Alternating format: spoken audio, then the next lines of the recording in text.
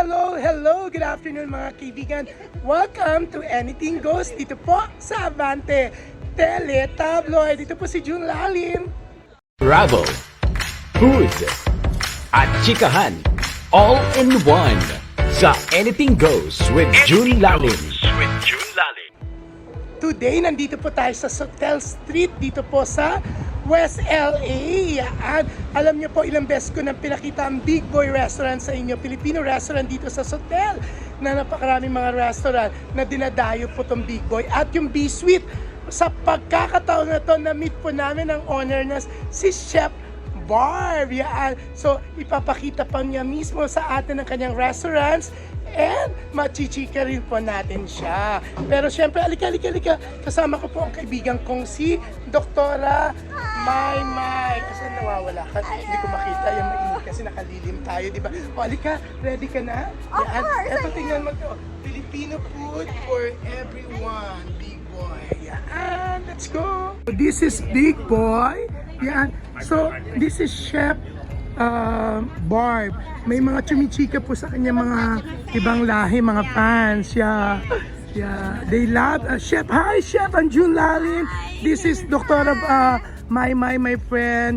Yeah, Chef. Nice meeting you. So, ano mo naman ako dito sa ano? Pakita na. Pero eto ngayon, hindi na kayo nagda-dine-in sa loob, di ba? No, not anymore. Dito na lang sa labas. Yeah, Chef, tables since here. the pandemic, we've had the seats outside. And I'm probably gonna leave it this way for a while. Marami akong kilalang ganyan. Na sabi nila, ay mas bongga, puro mga delivery at saka sa labas. Yan. May mga nagpipick up lang, no, ng mga orders. So yan, papasok po tayo sa loob. Alika, Chef. Big Boy, named after my late father. Yeah. He would have been your Lola Boy or your Tita Boy, but his real name was Angel. So, okay. And it's all my mom's recipes. So Yeah. Ang bongga. So when you come in, we always wanted to What is tell people called why Big is Boi? it called Big Boy? Yeah. And what is Filipino food? You know, people always ask, and it's hard to kind of explain what that So is. eto na, basahin na lang nila. Kesa paulit-ulit. Yan may mga ano pa. Getting the menu. So just come here. You can order through a pad if you'd like to do that, or you can order up front. Yeah. We've got the menu up here on the board. We kind of simplified everything since the pandemic. And then we have, all these things that are kind of easy to choose from. So we have a Bigs, which comes with two either the rice, the garlic rice, or the pancit, and then two of the entrees that you can choose from. And then we have a Smalls, which comes with either a rice and a protein. And this is the a la And carte. then we have an a la carte. Yeah. This one, ito yung una ko nakita sa bahay ng friend kong si Natalie Rosary. She ordered a lot. She's very big like me. She likes eating, So, So nakita ko na to. Di ba I was telling you, may lalagyanan yung gusto ko. So this is the pagkakain ka dito. May pancit or rice or pwedeng pareho plus two na pagkain. This is the small one. So alam niyo na po na ito ang kukunin ko. That's the Bigs and that's the Smalls. And then we always have a weekend special, June. This weekend Pork is pork adobo. adobo. So it's not normally on our menu. We have chicken adobo usually. There's not much to see. We kind of turned into a catering kind of thing. Pero meron ka pang komisyari sa Culver We City. do. I have a commissary in Culver City where everything is either larger events that we do. But for Big Boy, we have a small kitchen. That's my crew over there. Say hi, you guys. I saw him, the big guy like me. Yeah, Jose, he's The first awesome. time I bought something here, then you have to wait outside for your order, right? A lot of really sweet people out there. So thank you, Chef Barb. Chef Barb. My son just got married 6 months ago. She's your daughter. Thank And you. also my executive assistant. So nice. So nice. Yeah, they're bringing some food out, guys. Thank you. Thanks to you. Chef, Chef, congratulations. Siyempre, sa Filipino community, napaka-big ng Big Boi. Not only in the Filipino community, but here in Sawtelle, dinadayo siya, di ba, no? Yes, of course. Doktora Maymay, she's from the Philippines. She's studying now in UCLA. Pero paano mo siya? She's following you. Siyang una naka-recognize sa'yo while we're walking. We're going to be sweet, ha? Talaga. So, we're going to patronize talaga. Ako talaga, ilang beses na ako even in Abante, I've shown Big Boi and Be Sweet. I'll just look for the video, pero hanapin ko siya. Pero yun nga, ang sarap ng mga, pati yung mga limited edition mo, di ba? Oo. Oo. Pero very Filipino siya, Maymay, dahil yung ugali. Sarap na kalamansi. Masarap, oo nga. So, yeah. Having to pivot was Yeah. I think, the most difficult thing. But Yeah, it we're turned out having okay. chikahan muna. Pero, yeah, I'm going to interview Chef Barb na nga.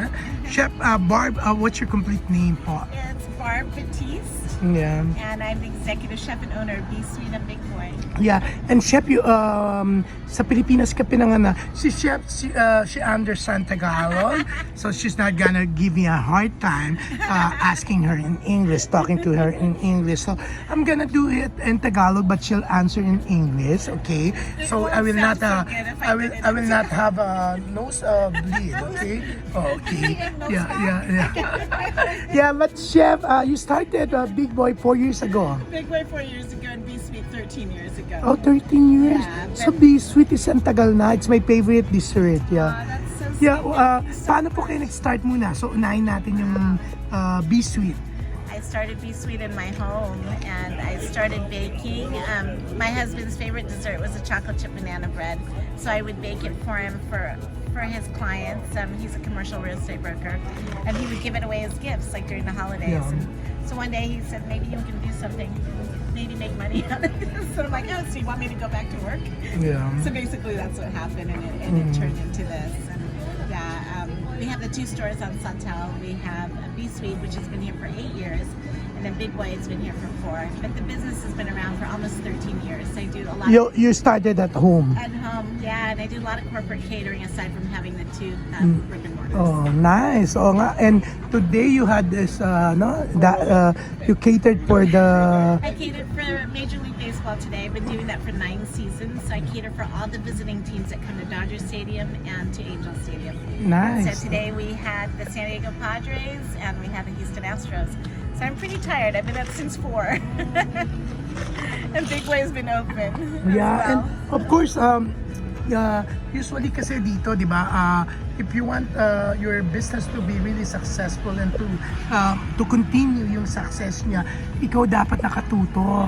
I have friends who owns restaurants here na they're up 3 a.m. pala. Yeah, because they have Tomorrow to, it's gonna be 2 kailangan nila a.m. tutukan yung commissary. Yeah. It's, it's tough. I mean, it's tough to run your own business or to have your own business. You definitely, there's a lot of people that aren't hands-on. Yeah. I happen to be hands-on. I think all the clients that I have, they're just so important to me, especially when you're catering for Major League Baseball. These athletes Yeah. count on you. Where's your commissary? My commissary is in Culver City. Culver City. And where do you live? I live here in West LA. Oh, so you have to drive to Culver.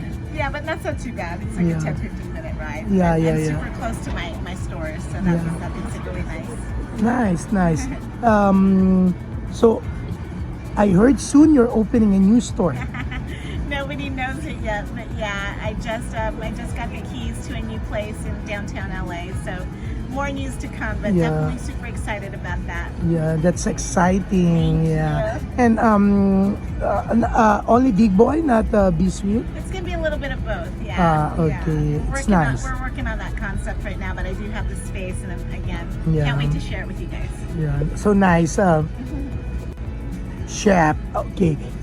Sa Pilipinas ka pinanganak. Saan kayo sa Pilipinas dati? I was born in Manila. My parents are from Quezon City. Yeah. So I was born there. I came here when I was a year old. So I Oh, was, I was okay. raised in the valley, San Fernando Valley, Oh, North okay. Hollywood. Okay. So I Maraming grew mga up there. Pilipino. Not a whole lot. When I was going to school, there wasn't a lot of Filipinos okay. there. So it was interesting because, growing up, you'd have these different kinds of foods at home, and your friends would come over and they'd be like, "What is that?" And it was almost like as a kid growing up, you know, you're a little bit embarrassed because you don't really, you don't know what to tell people what this is. What even chicken adobo, which is like so amazing and everybody loves it. Yeah. You know, now it's kind of like it's cool to be Filipino, and all the food, you know, that we share with everybody is like, if you haven't had Filipino food, then you definitely have to try it. But I think it's hopefully, you know, I've been part of a movement that's going to have Filipino food be, you know, one of the mainstream foods, just like Chinese food or Thai food and Italian food. You know, I feel like we're getting there, and you know, it's been definitely a lot of work. But we have a platform like a restaurant. I think it's really nice to be able to share that, and hopefully that'll happen. I think it's happening now. So 1-year-old kayo when you move here, pero bumabalik-balik kayo sa Philippines. You know, I went back, I think a couple times. I know for sure when I got married in 1987, which will be 35 years Oh my on God. September 12th that I've been married. My gosh! Kala ko pa nang wala ka pang 50. You look so young. sweet. No, I'm in my 50s. Definitely. Okay. Yeah, I feel young sometimes. Yeah, okay. Until I have to get up at 2 in the morning and work all day. Yeah, but going back, sabi nyo nga na re-recognize na tong Big Boi not only by the Filipinos pero iba't ibang lahi. Ako, I can attest to that, my Doctora. Kasi lagi ako bumibili dito when I crave kasi malapit lang ako Beverly Hills. So I come here, I come to visit B-Suite. I'm always in Sawtelle. There's a lot of restaurants here naman, di ba? Like always ang choice ko for dessert, it's B-Suite. Okay. Siyempre yung sa main dish, pa iba-iba ka. You have ramen, you have Japanese, you have Big Boi, of course, Filipino. Napapansin ko nga, maraming mga foreigners na talaga naman, eto nga dalawang to, foreigner, di ba? Mas maraming foreigner nakikita ko bumibili dito. Di ba? Ewan ko yung mga nagpapapick up sa Postmates, sa Uber Eats, kung mga foreigner. Pero, ang dami yung foreigner, alam ko, nakikita ko kasi. I think everybody, I mean, I think it's kind of a melting pot here in LA, right? And on Sawtelle, it's kind of a street that's known where there's a lot of really great fun restaurants and a lot of absolutely Asian restaurants and Japanese food and things like that. But I think we've made our mark on Sawtelle, Filipino food, you know, and we've done it through Big Boi and we use that platform to kind of get people to know what it is. And you know, when my dad was in his 40s, he passed away when he was 76, but in his 40s he had a heart attack. And so my mom said, if you want to continue eating Filipino food, then I have to change the way that I cook it. So she started cooking it with, you know, with more lean meats, less fatty meats. She started cooking with different types of oils and not a lot of it. So it's a cleaner version of it without really sacrificing the flavor, you know, the Filipino flavor. So yun ang sinunod mo.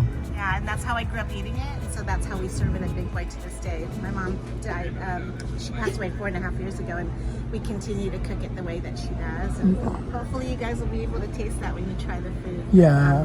Definitely. Kaya nga parang parang healthy siya pag kinain mo. Even the pansit parang iba ang dating pero masarap. Lumpia. Which lumpia? Nasa cup. Yeah. Yung lumpiang Shanghai. Yeah, I like that. Nakalagay siya sa cup na dyan. Lahat naman may special na lalagyanan kayo, we di ba? try to, you know, to make sure that we keep the branding the way that it is. The 3 hearts, if you scan over to the Big Boi thing, it's the letter B and they're aligned together. Yeah. So there's 3 hearts that make the letter B for Big Boi. Yeah. I'm Barb Batiste, so it's BB. Yeah. And it's my mom, my dad, and me. I'm the only child, so those 3 hearts represent something for me. And then my husband and I only have one child, our son, who just got married 5 months ago. Okay. Yeah, so, and he just Your found husband out- is American? He is, yeah. Yeah. He's firstborn American here. He's German and Austrian. Okay. Yeah, okay. Chef, anong pinakagusto ng mga foreigner? Ng mga puti, ng mga ibang lahi?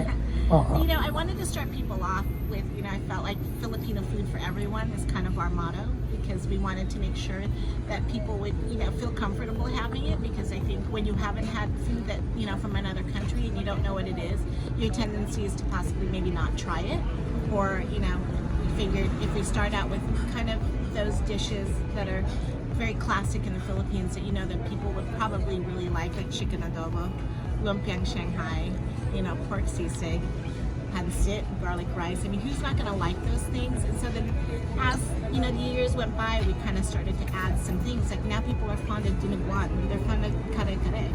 You know, things that you normally probably wouldn't start someone off who has never had Filipino food before.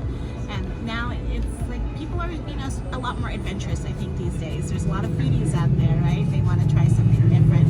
And I think always starting somebody off with the classic dishes, especially, you know, chicken adobo is a classic dish in the Philippines, right? You can't go wrong with it. And you know, we try to tell everyone, everybody's family has a different recipe. It's always going to be slightly different. You know, when we first opened, some people would say, well, it doesn't taste like my lolas, or it doesn't taste like my titas.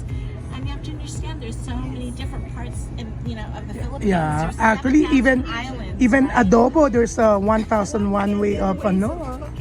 Yeah. Pero yun ang sinasabi nila, 1,001 ways. Pero you can do it, yung iba, they even have pineapple. Iba, may mga kung ano-ano, nilalagyan pati buko meat. Absolutely. Iba-iba. Yeah, you can appreciate all those different ways and different ways that your grandmother or your lola or your tita have made it. And, you know, this is the way that my mom made it, so that's what I like to share with everyone. Pero ikaw, chef, ano yung mga paborito mo talagang lutuin? Wow, I think probably, I mean, I love my mom's lumpia in Shanghai, and she has a really special way of rolling it. It's on YouTube if you ever want to check it out. Okay. What's your YouTube account? Oh my gosh, you know what? I don't even know. I think it's at my B Suite. I have to find out. Yeah, I I don't know. handle my social media. I'm just embarrassed to say that. Yeah. I know how important social media is, but for me, it's really about being in the kitchen and cooking. Yeah, you're so busy na. Yeah, but my business partner. That's so funny. We'll have to cut that one out to see if I can get you the right handle. I think it's at my B Suite. Yan, hindi na natin kailangan very spontaneous, chef. Pero now, chinek natin ang YouTube account mo. What's your YouTube account? It's so simple.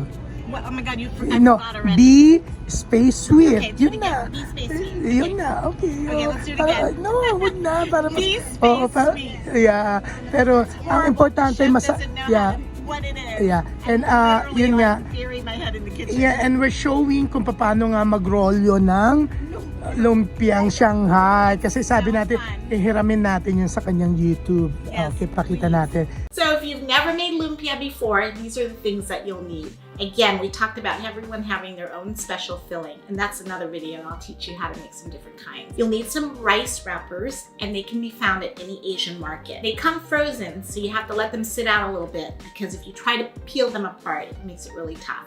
You'll need a little bowl of water, and then you'll have your special filling. And I'm sure you'll have one from your Lola, your mom's recipe. I've already put mine in a piping bag. And if you don't have a piping bag at home, I'm sure you have Ziplocs in your cupboard. I have a Ziploc bag here. Fill this with your filling, fold it in half, and you cut the corner, and it's used just like a piping bag, just like this. So now that you have all of your filling in your piping bag, we're gonna start rolling. You're gonna take your first paper, and then you're gonna line it this way, right on top of each other. You're gonna leave about a ½ inch for each layer. And it really makes it so much easier when you defrost these things. So now that you have them all lined up, and you can line them up by the hundreds, or here I have about 6 or 8 of them. You're gonna take your piping bag, you're going to put them on the edge. And you're gonna fill those ½ inch spaces that you left open.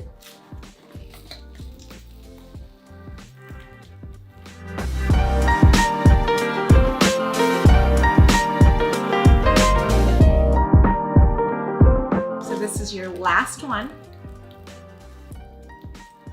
And once you've got all of your wrappers filled, you're gonna start from the bottom one and you're gonna start rolling. Just like this. And it's really important when you get to that last one that you take a couple fingers here and put a little bit of water in there, and that seals it. So that is your first lumpia. And then you go to the next one and you roll again and seal with water. Try to get it as tight as you can, because I think the tighter the roll, for what my mom told me, the better it fries. So my mom used to do this by the hundreds. The great part about it is when she's making it, she makes really short lumpias, and so you get like 3 out of 1 big roll. And it's kind of fun to do it with family and friends around. One of my fondest memories is, well, not my fondest memory, when my dad passed away, all of my family came over and they were rolling lumpias because we were going to do my dad's memorial and have one of his favorite foods there, which was the lumpia Shanghai. So again, you can see how fast we can do this instead of filling each and every one and trying to roll it.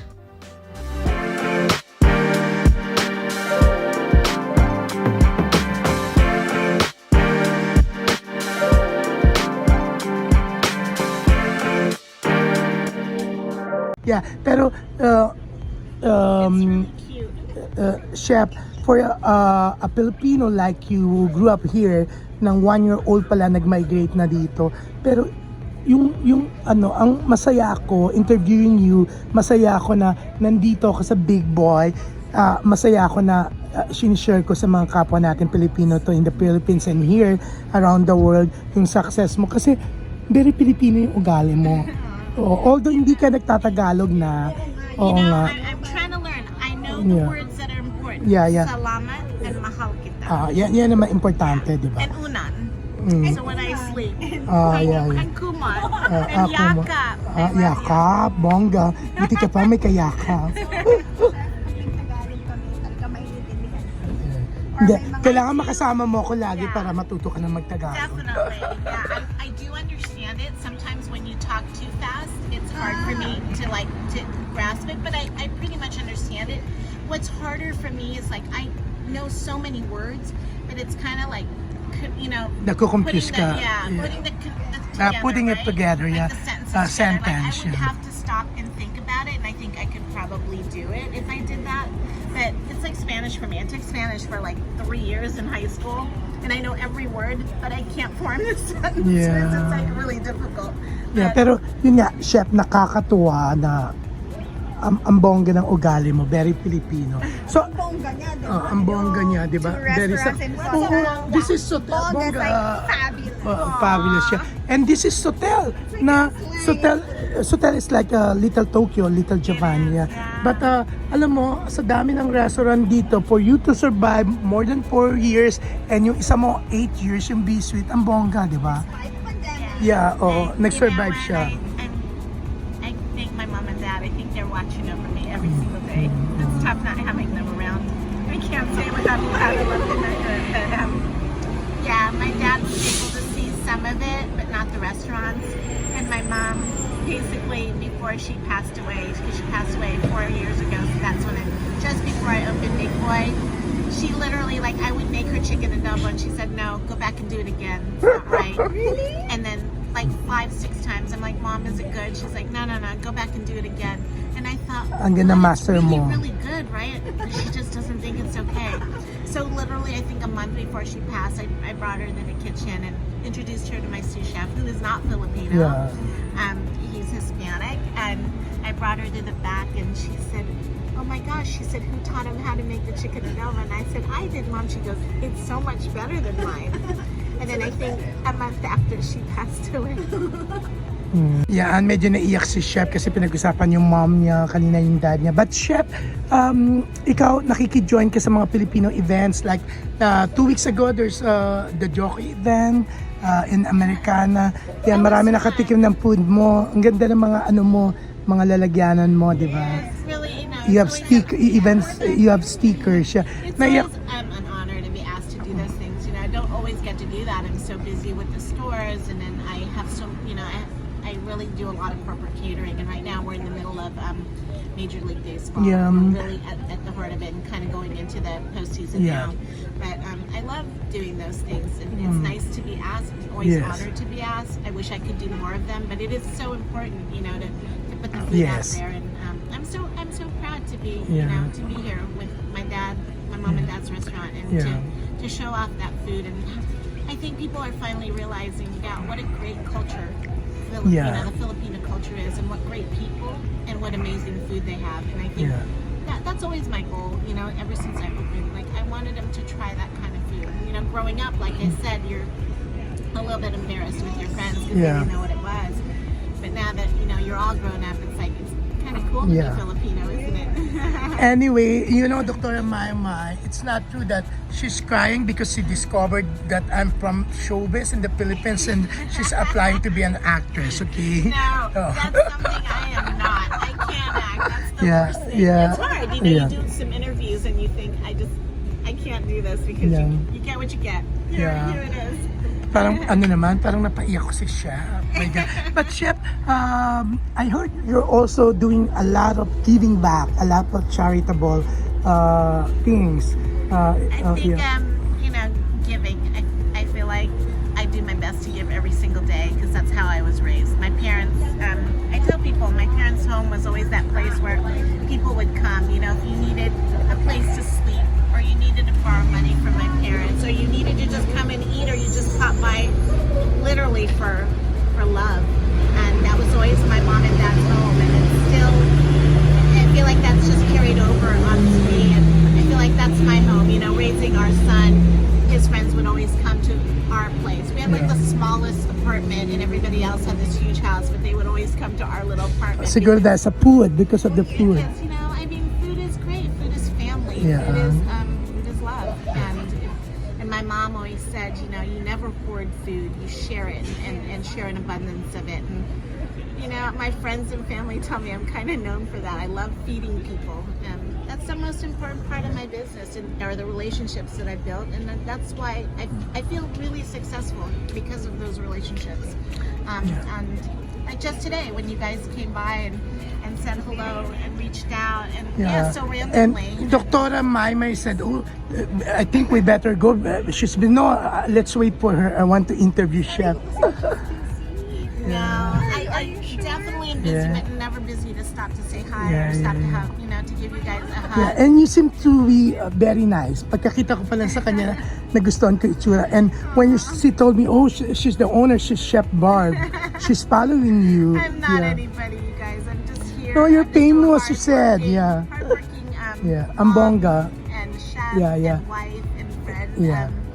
You know, it can't be all about that. Yeah. You know, my parents never raised me to be that way. I mean, they're really wonderful people. And my aunt still lives with us, my mom's sister. She's 81 years old. Oh, nice. My Tita Alvi. Very Filipino talaga. She diba? lives with us and she's amazing. She was an amazing baker. My mom was an amazing cook. So all that, you know, was handed down to me. And then my Lola, who, like, I can't still to this day forget how her chicken rayona tastes. You know, she only made it during Christmas. Nice. And I've made it during the holidays, and you know, where she like debones the whole chicken. I know that. It and takes the drippings and makes like the sauce. It's so crazy. You know, I think mine's pretty good, but it's not like my Lola's for sure. Yeah, is it chicken relleno or galantina? Magkaiba. Chicken relleno. Yeah, so nice. Thank you for this interview, Chef. But we're going to be sweet. Papakita mo sa akin ang be sweet mo para para tumaba tayo kasi matatamis doon. So tama-tama, nag-ramen tayo para yung lasa di ba nalalasa ako kay ramen. Yeah, I'm excited. Salamat, mahal kita. Thank you, Chef. I love you. Love na kita. Hindi lang basta mahal, but love na love. Double. Mahal kita. Bongga. So yan, eto nga, nasa loob na tayo ng B-Suite. Chef, ang ganda. Yeah, hanapin ko yung episode na nailabas ko kayo, pinakita ko to. Yung Big Boi tsaka to. Yeah. And it's really masarap. Ayan nagbayad kami ni Joy, yung kaibigan ko. But it's really masarap, kaya ako nilabas. Masarap talaga. And now, na-meet natin siya. Favorite mo siya noong pamaymay. And she's really nice. You're such a sweet lady. Wonderful. Yeah. So, eto, pakita natin. So, may mga magpipick up. This one is,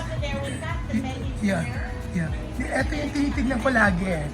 Yung lagi. Kasi you have the man's specialty, the cheesecakes. Iba-iba siya. So, your ice cream made by? So we partnered up with Coney Island, and so it's my flavors and my cakes that are in the ice creams. They're a great small company, and we love them. At laging nauubusan dito ha. Yung order mo minsan sasabi, sorry, it's not available na. And then we also have our beverage line, which you can find at Whole Foods right now. Whole Foods. Yeah, so it's a vegan line. Parang masarap yung We have a ano, cold brew coffee, matcha tea, Thai and tea Thai latte. tea. Yeah. You have to try So one of siya, those. yes, And chef. then we've got our butters here. Bongga talaga siya. Ay, may cookie dough siya, bongga. And then we just have our drinks that people are really fond Yeah. of. Kind of. Ang bongga. And so, chef, anong dapat namin kainin? Well, June and I think you should have one of each thing. Yung ang dami-dami. I like tres leches. About tres leches, Yeah. yeah, this street, Sawtelle, for some reason, a lot of people that come in, you can go ahead if you like. Yeah. They love tres leches. Yeah. So we have a different flavor of tres leches, like Oh. weekly, pretty much. Oh, yeah. I think I know you always have different flavors. we have Yeah. a rotating menu for sure. Yeah. There's some I always things see this when I order.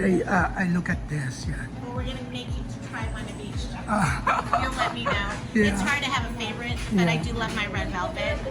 I love my red velvet cake, which we turn into Oh, pudding, yeah. which we turn into ice cream. Yeah, and natikman ko na siya. Yeah. Oh, mag-i-English sana ako, hindi ko maituloy. Nagtagalog na. Sige, mag-Tagalog tayo. chocolate chip banana bread. This is how you started because of your husband. Na pinangre-regalo niya at maraming mga bumibili ng mga property sa kanya. You know what, June? He's Kakain like, niya, may potion. Bibili na ng Oh, bahay. may sa gayuma, bahay. may Oo, gayuma. ganon. Hindi, pero ano siya, he's not the regular, di ba? Anong binibenta niya? my husband's in commercial real estate. Commercial, yung mga yun. Mas malaking kita kaysa sa bahay. Commercial mga ano yan. Commercial industrial property. Yeah, ang dami na naloka ako. So we're gonna have, magpapakain tayo sa kanto ng Beverly Hills. We will share this. Kasi yung Yeah. So, mamimili tayo ganun. Tingnan niyo. We thank you, Chef. Ito, ang sarap. Ako, I can really say, kahit hindi ko pa tinitikman to, kasi ang daming beses na, even naman yung mga staff namin sa Abante and mga ibang na readers and yung mga nanonood ng online namin, alam na ilang beses ko na napuntahan to. Hindi pa kami magkakilala ni Chef Barb. Yeah. At inulit-ulit ko. Oo, di ba? Bongga. Ito ang And they're making two to go. halo-halo. Thank you, Chef. Yan. Thank you. Ang bongga. Yan. Parang sabihin ko to sa chat. Sa dami ng pabigay sa atin ni Chef, maglilip na kami pa uwi. Oh. Coney Island. Yeah, ang sarap ng ube ice cream. You partner with Coney Island. Partner with Coney Island, and we love them. This is Sariling brand po ni Chef to. B-Sweet brand. raised in the Philippines, so I know what I could do there. I want you to tell me that because I haven't been there in so long.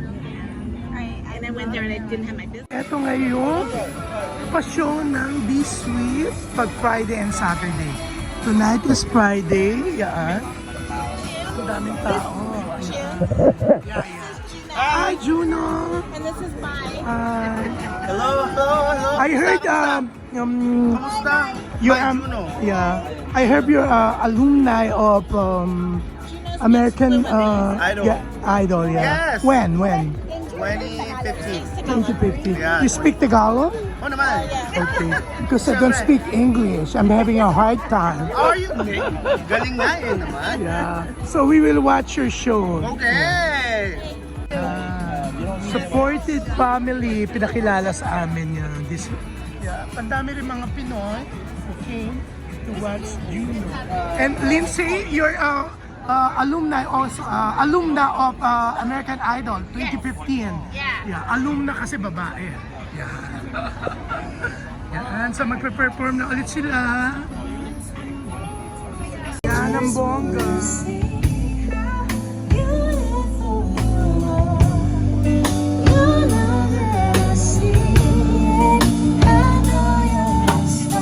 To be sure, naka-mask kami. Para hindi kami kahaba-haba. In those brown eyes, Bye-bye. you're the one that I desire. Ang galing.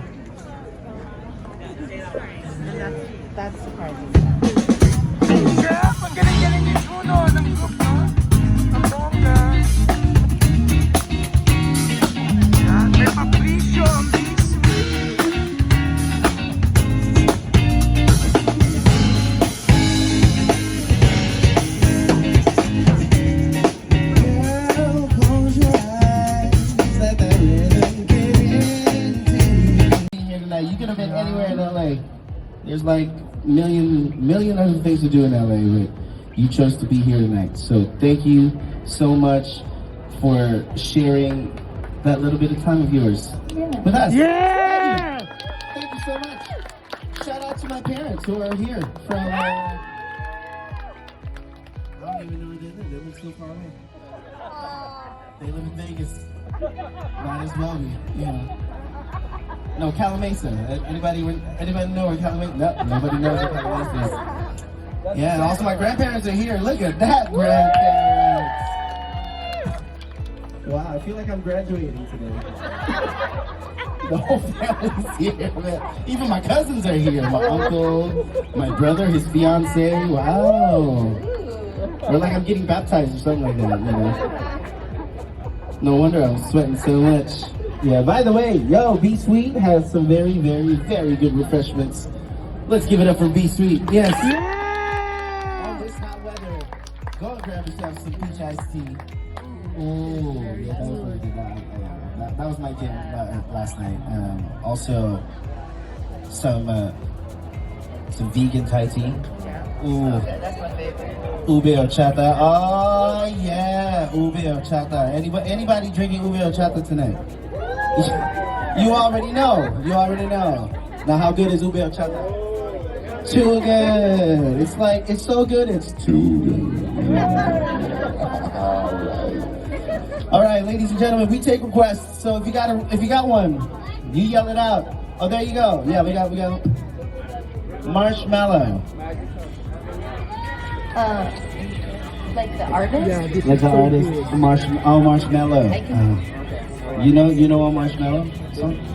Friends meets not appropriate.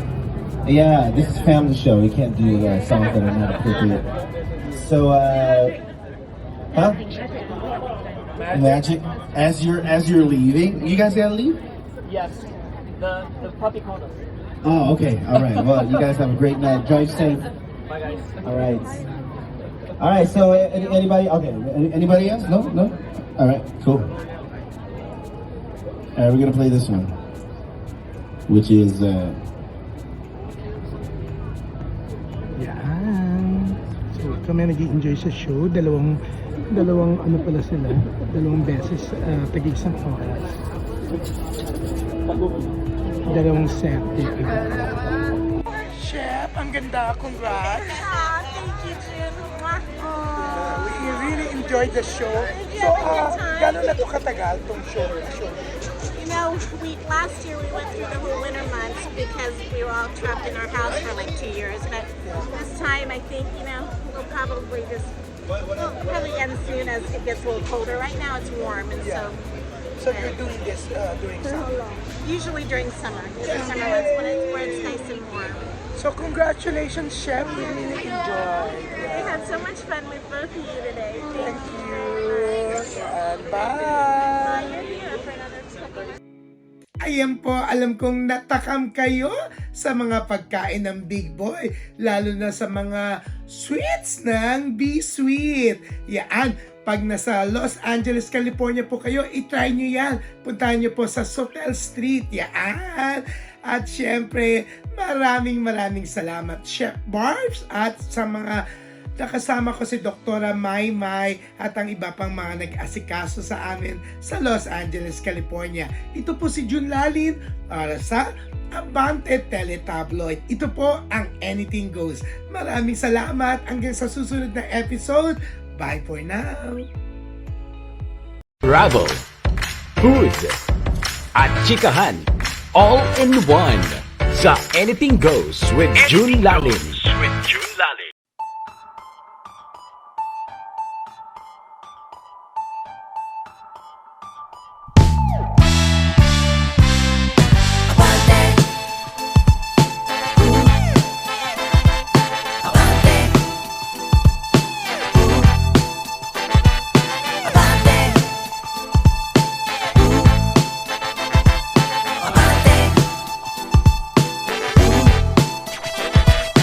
Abante.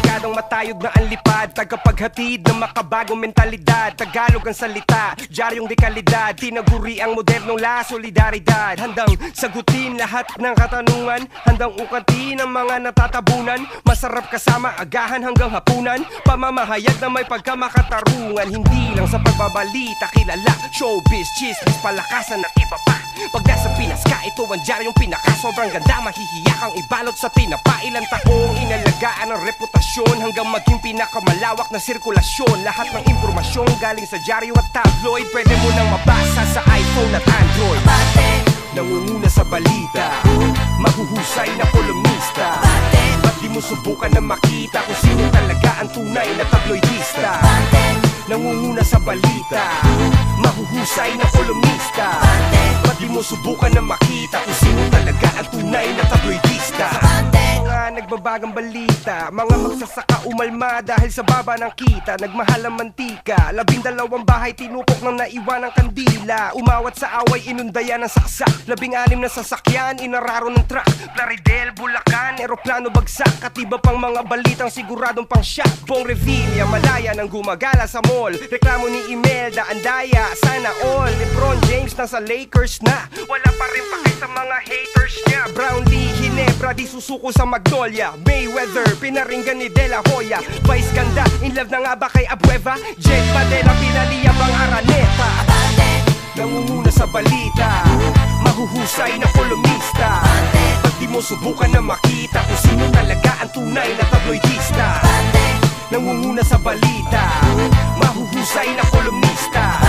Ba't di mo subukan na makita kung sino talaga ang tunay na tabloidista? Eddie, binupok ng payong ng isang fan, baka tahiyas niyam, viral sa Instagram. Kitcho at Sian, true love ang turingan. Abra, best actor sa Gawad Urian.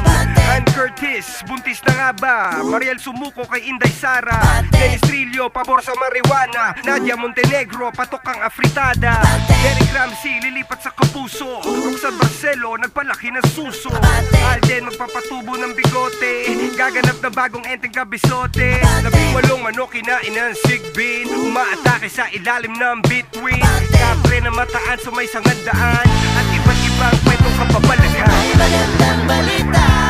Sa NBI clearance, konti na lang ang pila. May magandang balita. Ang ating mga isla, sinuli na ng China. May magandang balita. Sa wakas, meron na kapayapaan sa Basilan. May magandang balita.